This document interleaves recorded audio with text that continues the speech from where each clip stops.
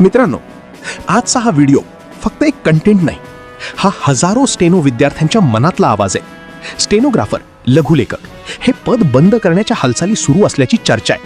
आणि जर हा निर्णय खरंच झाला तर हा थेट स्टेनो विद्यार्थ्यांच्या भविष्यासोबतचा अन्याय आहे.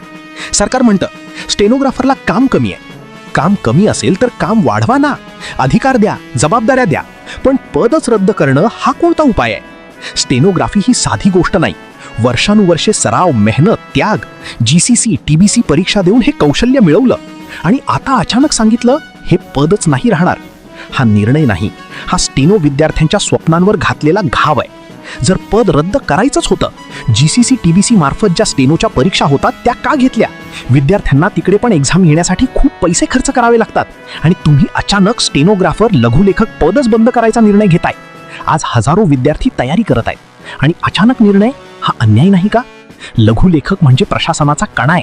कोर्टाची नोंद, आदेश, मिनिट्स ही कामं कोण करणार? टेक्नॉलॉजी येईल, पण मानवी ॲक्युरसी आणि जबाबदारी महत्त्वाची आहे. स्टेनो विद्यार्थी फक्त राग व्यक्त करत नाहीत, ते त्यांचा हक्क मागत आहेत. हा निर्णय थांबवा, पुन्हा विचार करा. हा मुद्दा फक्त स्टेनोचा नाही, हा प्रत्येक मेहनती विद्यार्थ्याचा आहे. व्हिडिओ शेअर करा, आवाज उठा. #SaveSteno, #JusticeForSteno. स्टेनो विद्यार्थी हार मानणार नाहीत, ते लढणार. मेहनतीचा आदर करा, विद्यार्थ्यांवर अन्याय करू नका. धन्यवाद.